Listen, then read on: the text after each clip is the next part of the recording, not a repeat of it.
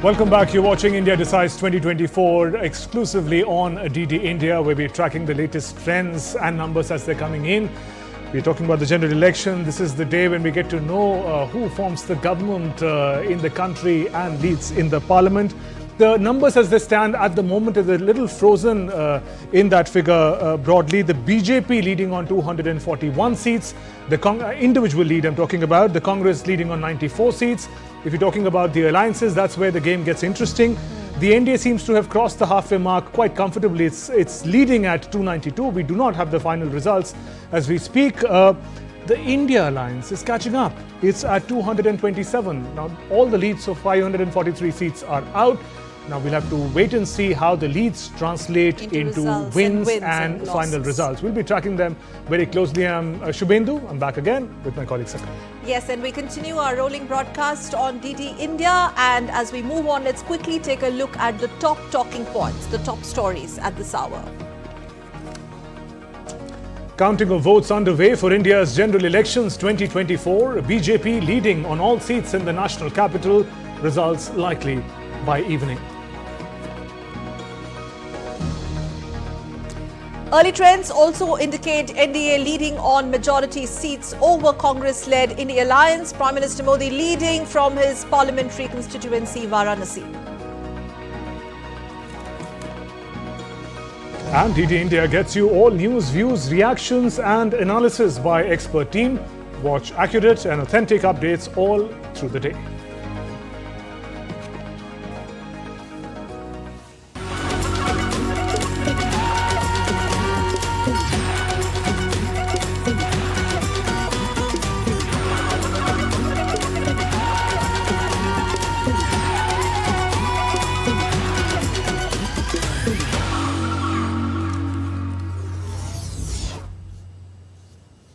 So 543 leads are out of 543 leads and not really wins or losses. But yes, one thing is very clear that the NDA alliance propelled by the Bharatiya Janata Party are consolidatingly placed, positioned with good numbers in their favor. 296 as an alliance, out of which BJP has the lion's share, party leading from the front when it comes to the NDA alliance with 241 seats. That's what they are leading on. And we're going to look at those states as well where they have performed exceedingly well as compared to the India Alliance. 228 parliamentary constituencies where they are leading. They've managed to make some inroads in certain BJP bastions. But remember, as an alliance, Congress has a paltry share of 94 seats out of this Shubhendu 228 number that we are looking at, which means the big question after this could be that if it goes even +2 or -2, whether the opposition bloc will be able to keep their flock together. Absolutely, and this graphic is an important one to look out for the viewers who are watching it. It's a sort of a graphics of the parliament, the manner in which the member of parliaments are spread. You see that line of 272, that's the mark that you must reach to be able to form the government. NDA, as far as the leads are concerned, the trends are concerned, seems to have comfortably crossed that mark and reached to 296. But why are these results a bit shocking? Because if you compare it with 2014 and 2019, we know that the BJP had single-handedly by itself crossed that 272 mark. But as we speak, the BJP stands at 241. But as part of the alliance NDA, they are well past that mark of 272. Okay, and other in 2019 and 2014, others, which includes your regional satraps and independents, they outclassed Congress's or opposition's performance, so to speak. But this time it seems that the alliance as a whole has managed to cobble up good numbers, even if these are trends. And let's quickly take a look at how Maharashtra looks like, the second most important state in terms of political dynamics, in terms of numbers. Shishir joins us live from Mumbai, where Shishir, the fight has always been so interesting, but most interesting, can we have Shishir on screen? Yes, he's there. So 2 NCPs, 2 Shiv Senas, Congress on one side, BJP on the other side. How does it look like in Maharashtra? Because those 40+ seats also matter a lot to the NDA alliance. Well, absolutely. At this point in time, if you look at the fight has intensified in Maharashtra. Obviously, we have seen the two factions of two important parties here in Maharashtra. But despite of that, it seems that the number that probably ND is looking forward to achieve in Maharashtra, that target actually fell far behind, especially about the trends that we have seen right now. Obviously, the numbers and the trend will change later in the day, but so far now, it seems that the India camp looking quite happy. Obviously, there's a reason behind it also, because the way Uddhav Thackeray has in the trends basically is getting the numbers. Sharad Pawar is trying, is getting the number. It's a reason the tally which the NDA alliance, if you look at them, it's probably more than the NDA's tally, and that's the reason in Maharashtra's picture is quite different. Well, it is actually in sync with the national picture as well, if you look at the entire numbers, because what we have seen particularly in national front also, that BJP has tried to pull in maximum seat in NDA alliance, the same that we can see in Maharashtra as well. But obviously the allied partners have not added those numbers, and that's the reason in Maharashtra the tally has fallen. Obviously last time BJP has contested on 25 seats, out of which they won 23 seats. Well, this time around we have seen that BJP have contested on 28 seats here. So obviously some numbers have gone down, but on the other hand, the India alliance, the India alliance probably have got the major seats here, particularly with the Vidarbha region, the Marathwada region, where the India alliance has performed quite well. Okay. And now talking about the important battles in Maharashtra, if you look at some of the important names like Nitin Gadkari is leading from the front here. We've also seen as far as Mumbai is concerned, Piyush Goyal is also leading that numbers that we've seen here. Apart from that, the important Narayan Rane Seth from Konkan region is also leading here. As far as Mumbai is concerned, Mumbai is probably giving a good kind of support to the NDA. Okay, Shishir, stay with us. Stay with us. We'll continue with you in just a bit. We have another guest joining us from the Congress. Akash Jadhav is joining us from the Congress party. Akash, we're looking at figures from west of India, from Maharashtra. It was a strange alliance. The Shiv Sena, the NCP, and the Congress in the same India alliance. One wondered if the people would support an alliance of differences like that. But the trends coming in from the state of Maharashtra are pretty interesting for you. How are you looking at them, Akash? India alliance is easily getting 40 seats in Maharashtra. The perception of the people are different from across the country, particularly in Maharashtra. There are so many reasons, like unconstitutionally destroying the parties like Shiv Sena and NCP, and Maratha reservation is a big factor in Maharashtra. Because of that, Mahavikas Aghadi is getting more than 40 seats. I am damn sure, and it will change the whole scenario of this country, and the NDA government will collapse from Maharashtra, Bihar, Rajasthan, this Haryana. This all seats are changing the perception and changing the total trend of Modi government. But Akash, okay, but as far as the numbers, the real-time numbers that are trickling in, it's a very tight contest, evenly poised, with 11, the leads on 11 seats in your kitty and in BJP's kitty.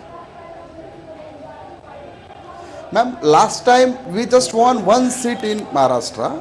This time we are into 2 digits. It's a very big victory for the Congress party. You're drawing consolation from that +1 digit. But I want to ask you Delhi quickly, Shubhendu. If you have a question on Maharashtra? Yeah, no, I just wanted to, yes. Your optimism on Maharashtra is well understandable, Akash, but what about the trends as they are freezing at the moment? The NDA alliance seems to have comfortably crossed the 272 mark. End of the day, Maharashtra and other states, it all leads up to who forms the government in Lok Sabha, and over 290 seats for the NDA, comfortably crossing that halfway mark. Are you optimistic that could change for Congress and the India alliance in the day ahead? We are pretty much sure that we are chasing the majority seats, like our leader Khargeji said, 295. And people of India completely refuse Modiji's leadership, the dictator leadership, and undemocratic way of you're jumping the gun here. if people of India, I think they've already decided, even in terms of leads, there is a very slender, comfortable lead for only Bharatiya Janata Party as a whole, leave alone the alliance. Akash, stay with us. I understand your concern, but stay with us. Shaina NC is in our studio and she wants to talk to you. Shaina and Akash. Yes, Shaina, go ahead. I just think that if you look realistically at the numbers, pan-India, you will realize that the Congress hasn't even touched the 100 mark. We are at 240, so keep that aside.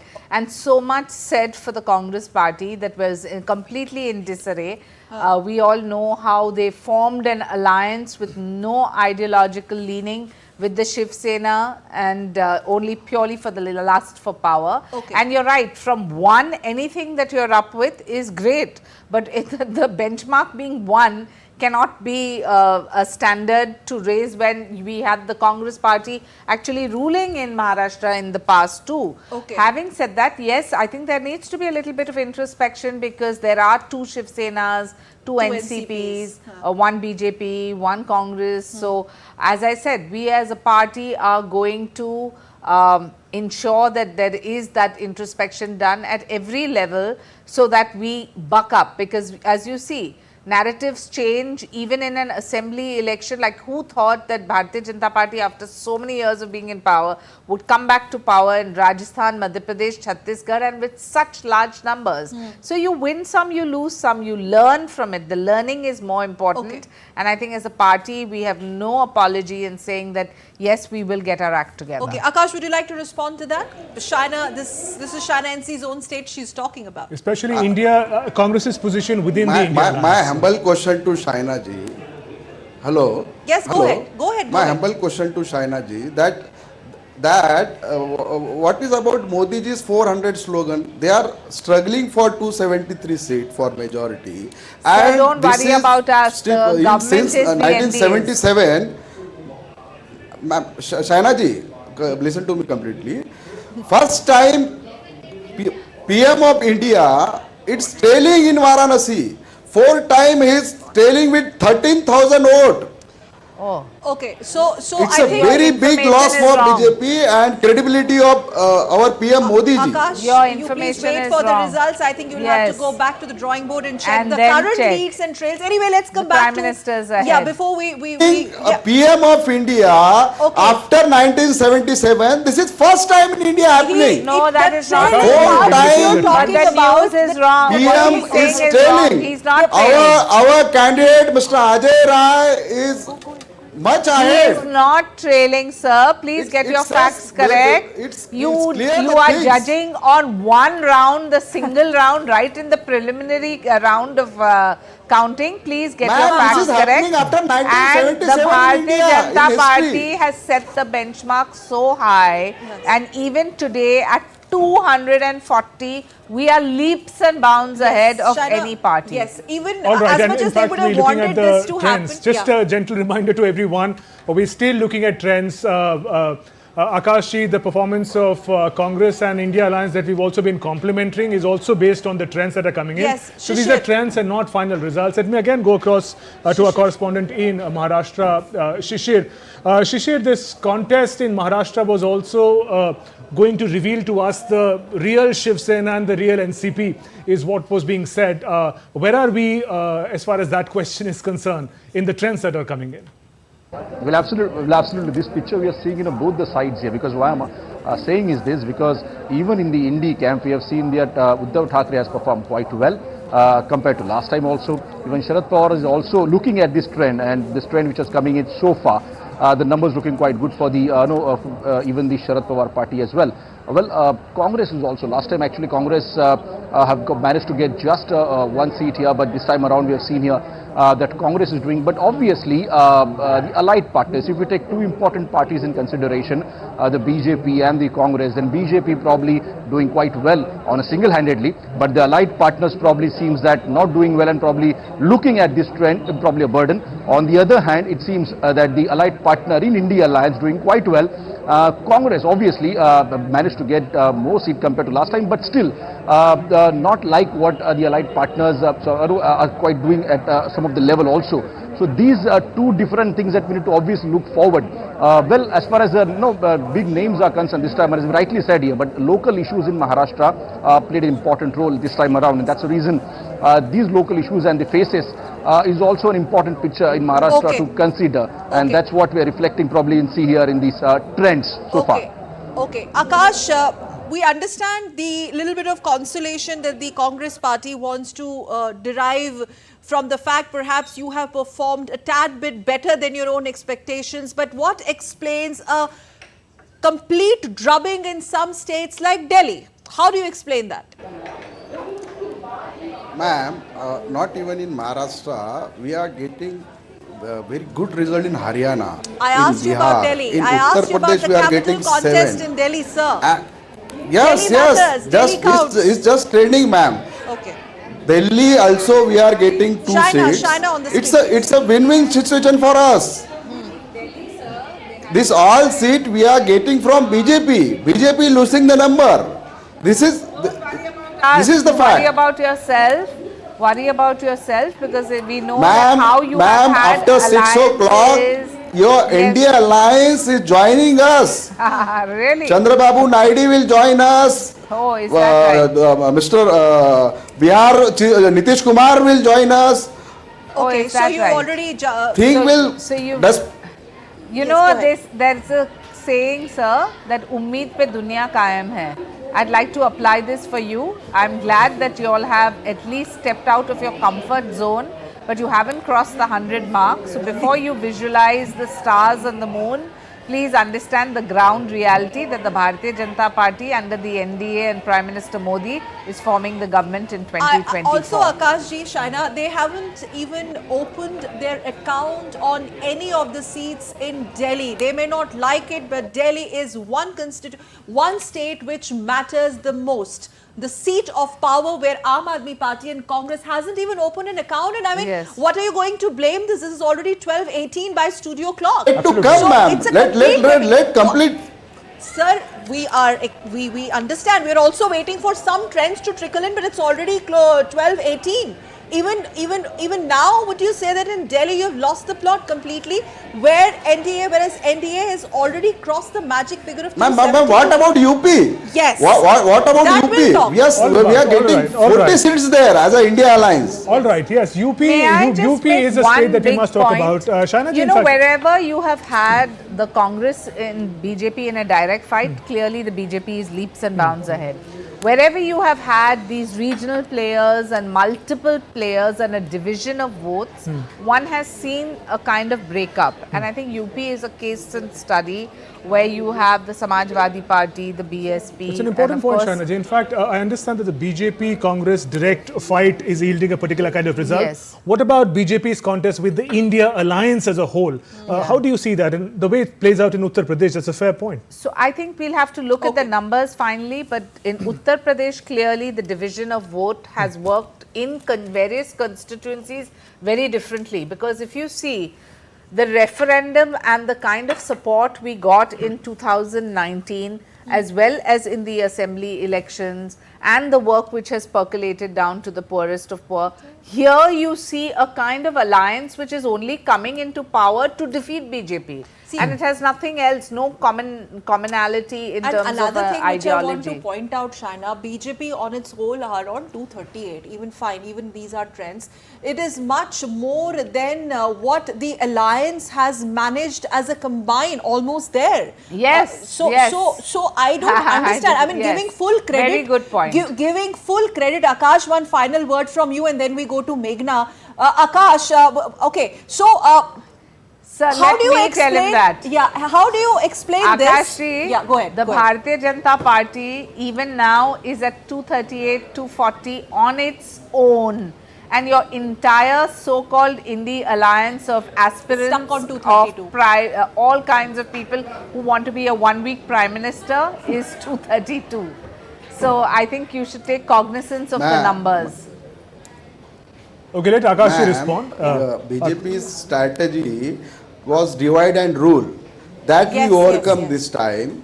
we interact the whole opposition vote, and that is the result. We are forming the government, ma'am. Let's see the final result. We are reaching 295 and India Alliance comfortably making the government. Okay, we'll have to wait and watch how those numbers pan out, Rakashji. Thank you for your time. We'll move from Uttar Pradesh and talking about the elections as a whole to the state of Gujarat now and see how numbers have panned out there. If we can have first the data and the maps on our screens about how the state of Gujarat has voted, the manner in which it has supported the BJP, the NDA, the Congress or the India Alliance. Let's see the manner in which Gujarat has voted. There we have Gujarat in front of us, 2024 election leads and results. 26 seats in the parliament. BJP leading on 24, so not a clean sweep as in the past. The Congress has managed to scoop 2 seats in the state of Gujarat. Aam Aadmi Party has not opened an account, so that's where the contest stands at the moment. And our correspondent Meghna Dev is joining us from Gandhinagar, Ahmedabad. Meghna, help us understand the scene in Gujarat. It's a bastion of the BJP, Prime Minister Narendra Modi's real stronghold, although he does not contest from there. But those two seats seem to have gone to the Congress. How do we understand these dynamics? We have to eat here. Well, the trends specifically in the 2 seats that you're talking about, Patan and Banaskantha. These 2 seats are of North Gujarat, and these 2 seats, including a few other seats, were also expected that Congress will give a good fight to the BJP. Specifically now when we see, still the trends are constantly changing, especially when we are talking about Banaskantha, where Geniben Thakur from the Congress is contesting against Rekhaben Chaudhary of the BJP, and constantly the trends are changing, because when we see the lead, it's hardly 200-300 votes. Sometimes the lead changes to 800 votes, and you know, the trends keep on changing. So we are seeing that somewhere the Congress candidate is ahead and somewhere the BJP candidate is ahead. So, you know, seeing the trends, we will not be able to determine. It will be a very close call on this seat for Gujarat, specifically talking about the Banaskantha seat. The next we're talking about is the Patan seat, where Chandanji Thakur from the Congress is contesting again Bharat Singh Dabi of the BJP. Now, what we definitely see is that constantly since the initial trends, Congress has been able to maintain a lead on this seat, but the lead is not too big. It's around 7,000 to 8,000 votes that the lead is there. But wherever BJP is winning in terms of the trends, constantly that, you know, in many places the BJP candidate has crossed around 3 lakh vote margin. So which is very difficult now for the Congress candidate to actually cope up with that in the trends as well. So we are seeing obviously BJP senior leader and Home Minister Amit Shah has already crossed the 4 lakh margin from the Gandhinagar Lok Sabha seat. C.R. Patil from Navsari has also Meghna, stay with us while we turn to Shaina ji from the BJP. Ma'am, your thoughts on the numbers as the stand of the Gujarat? So, you know, I must tell you, I come from the home state of Gujarat, and having campaigned there regularly, look at the 100% strike rate that we have seen all along. I mean, if you go back to Modi ji's time, right from 2007 up until now, the trajectory in Gujarat has only been 100 on 100. Yeah. You can't get 100 on 100 on every single exam. Consistently. So consistently. And I think what is interesting and what Doordarshan should bring out is the difference in terms of vote percentage as well as the margin with which victory and defeat. In a lot of these constituencies, even as we deliberate about UP and other states, I'm positive that the difference between victory and defeat will be very marginal. But I think as the results come in, ma'am, yes, because if you see, most of the exit polls have given such an edge to us, and that is based on a sample size. So I think that the victory and defeat, the margins will be very limited this time. Right. Meghna, taking a cue from that point, but some consolation for the Congress, because in the last so many decades we have seen virtually zero contest in the state of Gujarat. Yes. Virtually zero contest, no contest. This time we can safely say that though for Congress they can derive some consolation home by maintaining lead. Now these are leads. We don't know what happens to these 2 seats, in which these 2 seats are. Meghna. this perhaps That's what I'm Congress, trying to what I'm explain trying here, to that say. Sure. the lead which No. the Congress currently is showing on 2 seats is very marginal. That's Secondly, exactly what when I we said. actually see that wherever it's a BJP, so that's what I'm trying to say, wherever there is a BJP basin, for example, we are talking about specifically the urban seats. Now looking at the 2022 assembly election results, 156 out of 182 assembly seats, that definitely did indicate that the Lok Sabha elections also in Gujarat will be a hat-trick clean sweep for the BJP.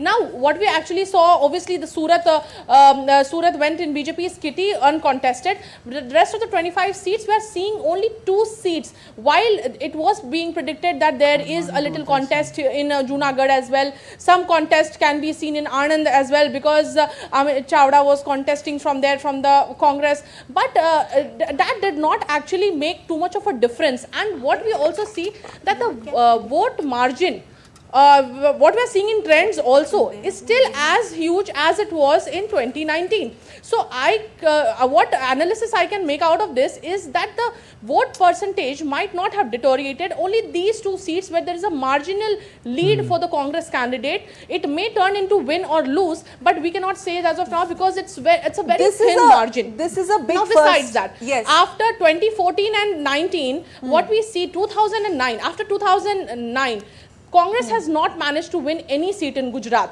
Now 2000, and when we're talking about these 2 seats where the trends are showing for the Congress candidate, these are the areas of North Gujarat and Saurashtra where Congress had ground in 2009, but it lost. Right, Meghna, we've understood that the point. point is, Clean okay, sweep for the BJP. yes. Right. I mean, fantastic analysis and comparisons of the numbers. The bottom line, 0 contest in Gujarat, A, B. This time, the big first for the Congress party, at least in Gujarat, is that they've managed to open their account there. So, you in know, terms of Sadaf, leads. I was just going to say, it's a big deal to even For them. to even get 1 seat, considering we have been in this I know, we get Right, that. perfect track record for the longest So time. let's see what's happening in Goa. Jessica Taneja of DD India joining us on that one, a quick bit on that one. And I think it's evenly poised there, 1 each in BJP Congress kitty. Jessica, what can you share with us? How is Goa looking? That's correct, Sakal. 1 each, as predicted even during the exit poll. And while I was reporting there, it has shown a very similar result now in North Goa. Sripat Nayak, who has been holding on to that seat since 1999, hasn't lost a seat there, is still maintaining a lead so far. And if you look at South Goa, the introduction of Pallavi Dempo to politics was certainly something that the BJP was looking forward to, especially when it comes to wooing the women voters in South Goa. Now, if you recall, South Goa is a Congress bastion through and through. So the candidate that the Congress had fielded there, Variato Fernandez, a former naval officer, has taken a lead against Pallavi Dempo and shows significantly that the South Goa seat will be with the Congress as of now, and it has held that seat for the longest time. Only lost it twice, in 1999 and 2014. So South Goa pretty much looks like secure for Congress, but in North, it's Sripat Nayak all the way, and Ramakant Khalap of the Congress not being able to take the lead so far. Okay, Jessica, thanks for that update. Let's also turn to Amit Mukherjee, get a macro view of the manner in which West India is playing, the states and the regions across West India. Amit, over to you. Give us the latest. Well, Shubhendu, as you can see, as far as West India is concerned, BJP has not been able to kind of perform full throttle out there. I mean, we just were talking about Gujarat, where BJP, which normally sweeps the entire state out there. Congress has now been able to make a dent, and they have at least opened an account out there. For Maharashtra also, it seems that the NDA alliance has not, reaped much benefit. It has not given much dividend, and Congress and its alliances are doing pretty well out there, contrary to the expectations which we were seeing in the exit polls. So I think, in fact, to understand more about the Western zone, I am joined by my colleague Ravi Dhiman, who has been tracking West India very closely. In fact, he has also been looking at the alliances that have been performing their parts in Maharashtra. So Ravi, if we look at the current trend, Maharashtra doesn't seem to be working out well for BJP and its partners. What do you think actually went wrong? Amit, I think the gamble of splitting NCP and Shiv Sena, both these factions, which were with the India alliance, they have done better. The Shiv Sena faction, which was with the NDA, the Eknath Shinde faction, or the Shiv Sena, as they go by the symbol, they have not done that well. And the surprise has been, the disappointment has been for the NDA, the performance of the NCP of the Ajit Pawar faction. They have not performed that well. So the tally in Maharashtra has been, we can say, a sort of a disappointment for the NDA. Right. And they have fallen behind the India alliance in Maharashtra. And Maharashtra, right, remember, is the state with second largest number of Lok Sabha constituencies. Right. Again, coming back to the Shiv Sena, the different factions of Shiv Sena. One side there is Uddhav Thackeray and there is the Shinde faction. So does it reflect, does the performance right now, which we are looking, we are getting trends, counting is still on. So does this particular trend reflect on the different factions? What is your take on the two factions of Shiv Sena? Yeah, it does reflect on the two factions. You see, the Shiv Sena by Eknath Shinde and Shiv Sena Uddhav Thackeray, the UBT, they both went against each other in these polls. And the voter of Maharashtra was a harried lot, I must say, because from two fronts, they had to choose between four different parties. And Shiv Sena UBT, Shiv Sena SHS, right, and NCP, Sharad Chand Pawar, and NCP, the original one. So that, I think, created a lot of dilemma in the minds of voters who were aligned to these parties. And maybe as dust and heat and dust settle down on this election, people get a better view, right, of what the parties are. They'll, right, be able to decide better. One last thing I want to understand, Gujarat has been a very strong bastion of the BJP, and it was always a clean sweep. We saw in the assembly polls also where, the Modi factor, PM's factor, he conducted so many rallies out there and it worked well for them. Despite a huge anti-incumbency during the assembly elections, we saw some good results for BJP there. But again, considering Lok Sabha elections, BJP was supposed to kind of have a total control out there. But it hasn't really, there's one seat. even then, one seat in a state like Gujarat definitely would not go down well with BJP. What do you say on that? Yeah, definitely. BJP has been sweeping Gujarat. All 26 seats have been going into its kitty. This time they won Surat unopposed, but the remaining 25 seats, even if one of the two seats are in contention, the opposition is leading after some rounds of counting. That does not bid so well for the BJP, as Gujarat has been the most formidable citadel for the BJP. And we'll have to see after all rounds of voting whether really the, right, Gujarat seats go to the opposition or not. But that does not bode well for the party and its plans to retain the citadel, the pocket borough for them. So yeah, we have been tracking it from our data center out here in Doordarshan. We have been tracking northeast, south, west, central and northeast, and we have been getting you updates. So that was Ravi's take on the western part, where BJP, contrary to the expectations, is not doing too well. Shubhendu? Time around, Amrit, just to put this in perspective between both of you, and particularly from Ravi, if you could just take this one to Ravi. He has covered opposition for more than a decade. What does he make of the numbers as far as the NDA as an alliance has managed to cobble up, out of which the paltry share goes to the Congress party? And if you compare those numbers with the the NDA alliance and the BJP on its own has managed more than the India alliance. Right.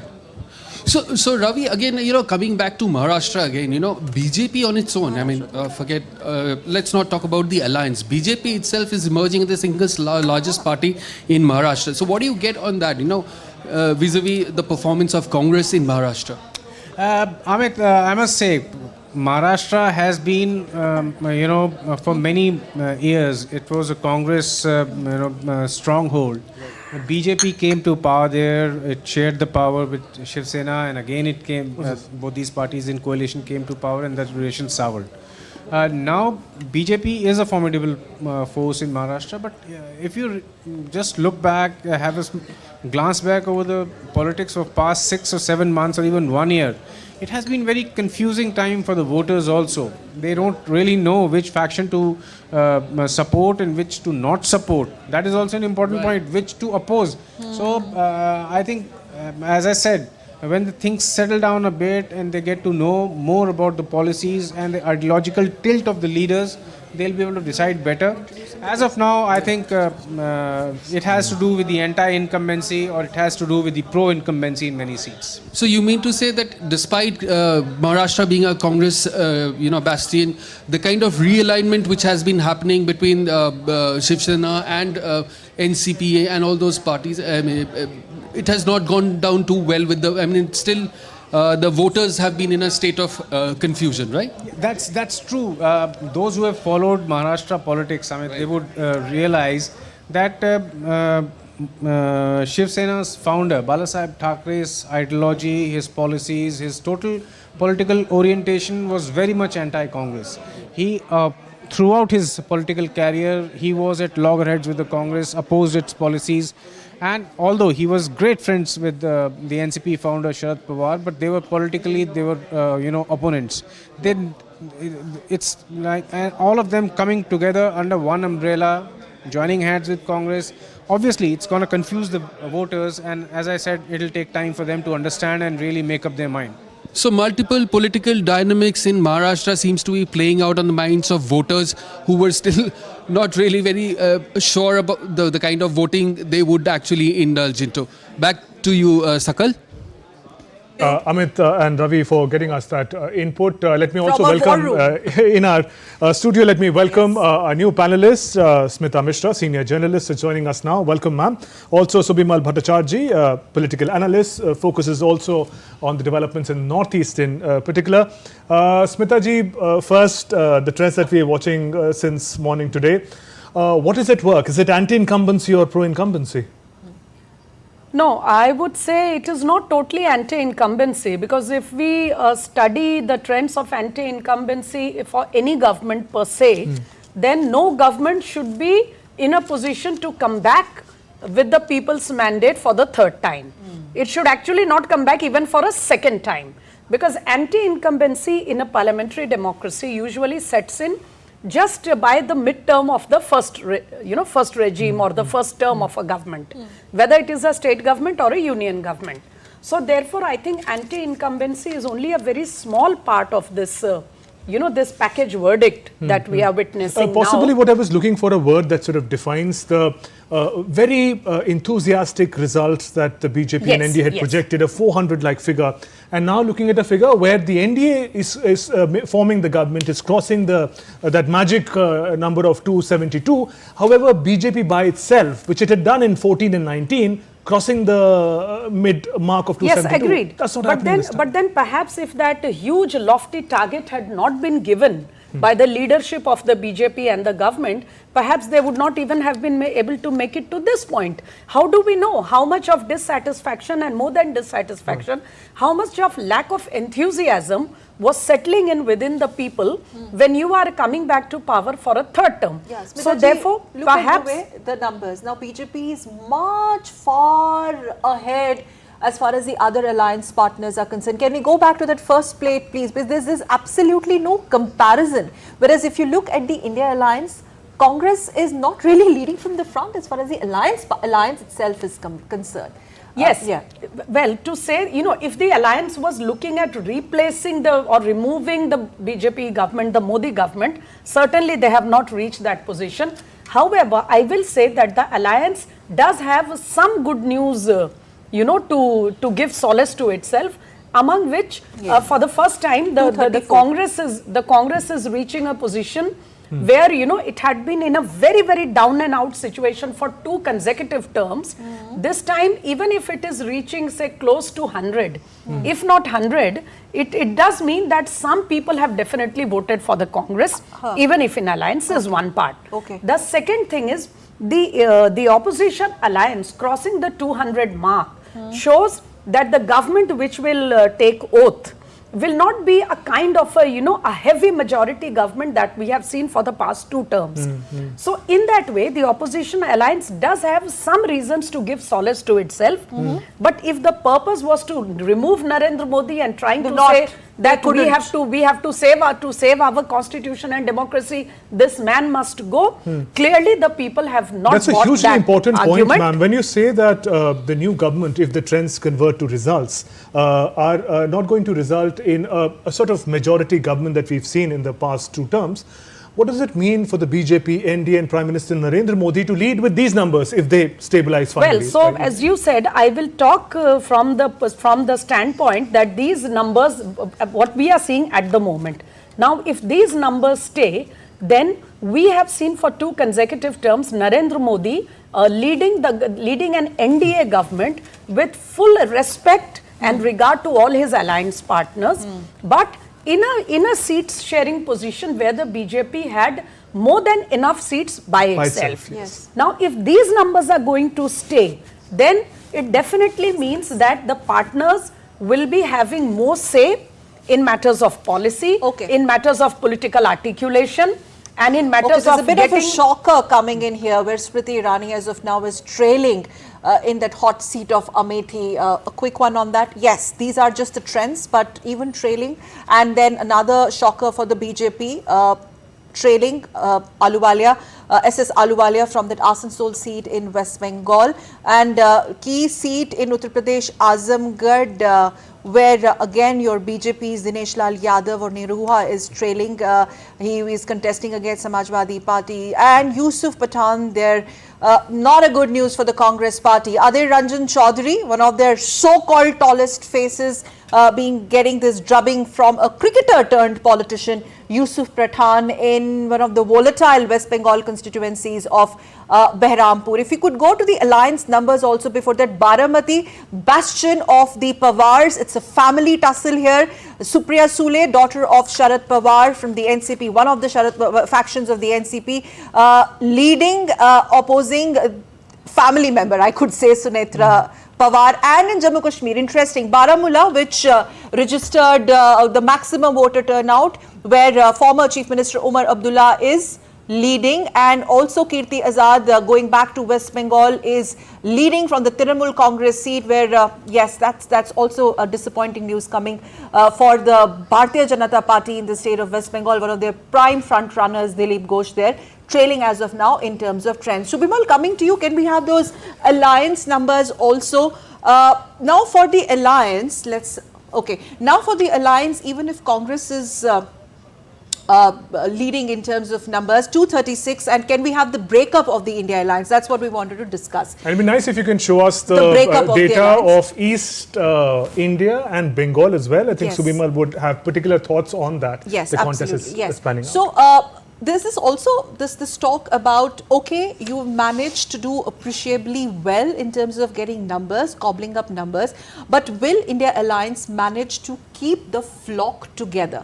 We'll have East also on our screens, but if we just want to understand how the numbers are stacked, we have NDA on your screens, but you can continue talking. Well, Sakalji, you would have always seen that all the India Alliance partners have projected that this was an alliance for this particular election. So the propensity for them to stick together, coming from all kinds of, formulations, and most of them being family-based parties, at some level those egos will play out. So I never see that, that's a formidable alliance that's going to come to such numbers that they're going to push or create problems for a third term government of the NDA. But having said so, with the numbers plummeting as of now, as we see, and in many constituencies the difference is very, very less.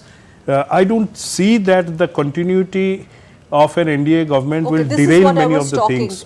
Congress at 97, followed by Samajwadi Party, close on heels, because that's the maximum chunk they have grabbed in terms of trends only, or leads from Uttar Pradesh. And then West Bengal, we saw BJP making inroads earlier in terms of leads, but then Trinamool Congress's Mamta Banerjee's It's interesting that you're putting Trinamool Congress and India Alliance. She said that she'll support it from the outside, not from inside. So these numbers are we have to just check those numbers. And again. DMK from Tamil Nadu, the ruling dispensation, comfortable on 21 seats. Coming to you now, as we have the East numbers also on your screens. Okay, NCP, Sharad Pawar faction taking 8 there, leading on 8. Left on 5, Vishal is ready. Vishal Baristo from Jaipur in Rajasthan. Vishal, I'm sorry, apologies to keep you waiting out there. We were going through these numbers, crunching numbers. But for the BJP, Rajasthan news doesn't augur well as of now, as far as these initial trends are concerned. Over to you. Well, absolutely, Sakal, and I understand that you need to do some analysis also. But I've been traveling in Rajasthan, and Rajasthan was never going BJP's way as far as 25 seats are concerned. And it's a big setback. A lot of answering needs to be done by the Bhajanlal government. Then Vasundhara Raje factor is also there, which is not openly spoken about by the BJP cadre. Meanwhile, BJP has won the Jaipur seat, and I have with me the Mahila Morcha cadre here, and they are also very excited. They are celebrating the Jaipur seat. आपको BJP की उम्मीद थी जयपुर से जीतेंगी, लेकिन आप 25 की 25 सीटों पर नजरें लगाए हुए थे. कैसा लग रहा है, कैमरे में देख के बताइए. बिल्कुल, हमें बहुत ही अच्छा लग रहा है. जयपुर शहर के अंदर मंजू शर्मा की जीत की पहले से हमें उम्मीद थी कि रिकॉर्ड तोड़ के जीत होगी उनकी, क्योंकि जयपुर शहर के जितने भी कार्यकर्ता लोगों ने जी जान लगा के इतनी मेहनत की थी कि पहले उम्मीद लगा के रखे थे कि हमारी जीत तो पक्की है.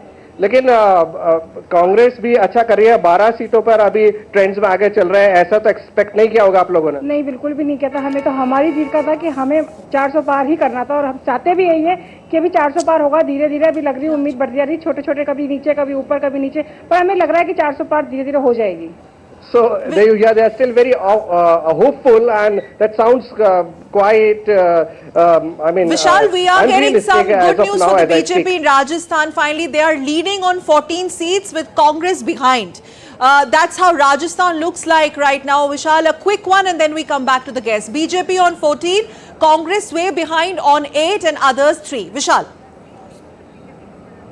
Well, absolutely, Sakal, but even if Congress wins one seat, then it's a huge encouragement for them, because for the last 2 elections they have not scored a single seat as far as Lok Sabha is concerned. Having lost the assembly seat and then giving a good fight in Rajasthan, because BJP was eyeing all 25 seats, is certainly a cause of concern for the state leadership and also for the central leadership, because they opted Vishal. for Bhajanlal. Yeah, it has been a complete sweep for the Vasundhara BJP Raje. in 2019, 24 out of 25, right now leading on 14, Congress behind them at 8. In 2019, Congress, Rajasthan used to be their bastion, could not even open an account. Thank you very much, Vishal, for joining us. And from Kerala, we're getting this big breaking where one result is out, and that is good news, auguring well for the CPM, taking up that seat. But last we checked, it was Shashi Tharoor lagging in his home turf. All right, if you can spend some time with Rajasthan a little bit more. Sure. And the reason why, Smita ji, as we see that the BJP has been trying to foray into the south, and Mission South was talked about mostly. East is a part that West Bengal in particular that BJP wanted to capture for a long time. While it has made gains in the east and the south, the manner in which it has lost in its own heartland area should be a matter of concern for the NDA and the BJP. Do you see that? We discussed Gujarat's 2 seats earlier. Now Rajasthan, about 8 seats are going. 8 seats do not sound much, but when you compare it with 19, there's a complete sweep. Gujarat, Rajasthan, and here they're losing 8. How do you see that in that perspective, ma'am? So you see, for 2 consecutive terms, they had complete sweep, a complete total clean sweep of the state. So that certainly is not something that will happen every time, okay? So that is one point. So there was to be some loss, but the losses were being pegged at about 2 to 3 seats. Maybe the BJP would come back with 21 or 22. Certainly not the kind of numbers that we see. And do you see the corresponding gains that they were anticipating in south and east? And now the point is this, the question of expansion, the geographical expansion as well as the social expansion. Geographical is when you go to areas you were not a force to reckon with earlier, and social expansion is when castes and communities and societies vote for you who were not previously voting.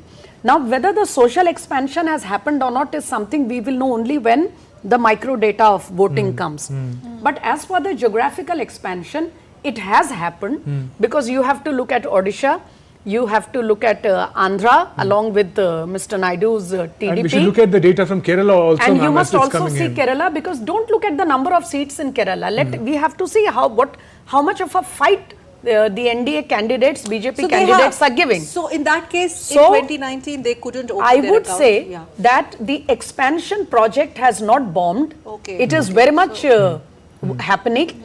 And also the fact that in states where you had a clean sweep, you had to target an expansion because you have to offset those losses with gains in other areas. It's historic for BJP but I'll just add one Kerala. line. Sure. And I'll just add one line that this expansion project of the BJP, it is still a work in progress. Okay. I will not say it has reached a great place Okay, sure. already. Point taken. So, Bimal, Kerala, that's historic. 2 seats BJP's, and just for our audiences who may not have followed Kerala politics, never before in any Lok Sabha elections has BJP won any seat in Kerala.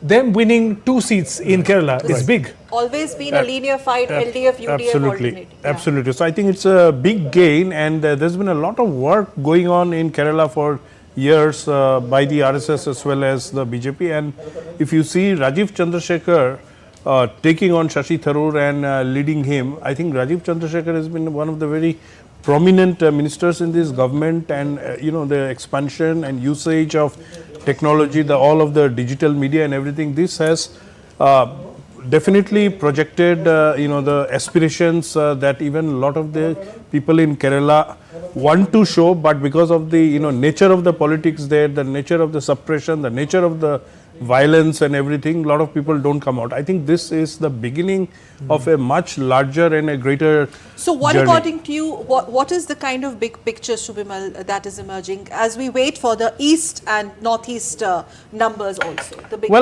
you see, as long as the government is formed with majority, your term comfortable varies according to individuals and assessment. There will be work in progress. There will be big news coming in from Kerala. Rajiv Chandrasekhar and beating Shashi Tharoor on his home turf, where he has maintained almost 100%, I think 100% strike rate. He's leading at the moment. This would have been his 4th term as the Member of Parliament if Shashi Tharoor had won, but coming up as an upset, it's Rajiv Chandrasekhar who's leading from the BJP in the Thiruvananthapuram. Tides have turned for I guess, I guess a change is a constant, more so in a parliamentary democracy. And even if it is a constituency where you are supposed to be very popular and the people find you very friendly and accessible. What could be the reason here? What could be I think Mr. Tharoor has been having a straight fight always with the left in Thiruvananthapuram. And it is the social combination is such that he gets the votes of the, he gets the social votes in such a manner that it is always just a shade above the CPM votes. They had never fathomed a 3rd player in the market. And this is where the BJP has, sort of turned the tables because a new player came into the picture. And with the Prime Minister's thrust of travelling to Kerala continuously, Mr. Chandrasekhar spending a good amount of time in the state, which is his home state, though he is a resident of Kerala but also Bangalore. And at the same time, I think, the kind of emotional, spiritual connect that the Prime Minister has displayed for the South, most particularly Kerala, his constant tours there, and the promise that Kerala... Kanyakumari. Yes, and you see, Kanyakumari is technically Tamil Nadu, but it is more aligned to the Kerala demography and society. So when the Prime Minister spends time in Kanyakumari, it has an impact on both the states. But I think more particularly, the point is that people in Kerala decided they must give a chance to a new player because they were perhaps tired of this UDF, LDF, linear politics, as you were saying, because at the end of the day in Parliament, they both turn out to be the same. So why should the people suffer? So overall, NDA completely in control of things, consolidated, that's the word. 400 par or not, +2, -2, that's the game that you have to see and bear when it comes to politics. But yes, for the alliance as a whole, they've managed to make inroads, and for the BJP, a tad bit of a disappointment where they've lost some ground in some of their bastions. But remember, these are just the trends, so we're not jumping the gun. Before we wrap up this segment, 289 as an NDA alliance is what they've managed to cobble up, out of which BJP as an alliance leader leading from the front as compared to the India alliance, 235, but Congress inching, struggling to even cross 100 mark. But Bharatiya Janata Party in the NDA alliance has managed more independently and individually as compared to the numbers cobbled up together as far as the whole opposition alliance is concerned. We are going to take a short break here. We will take a short break here. Shubhendu continues this broadcast with Gautam as he joins us. A short break with special studios in our guests who stay with us, Smitaji and Shubhamal. And I'm going to take a leave. Say in politics, never say never. 289 versus 235 is what we're looking at. How do they consolidate as final results is something we'll have to wait and watch. A short break. We'll be right back. Stay with us. Don't go away.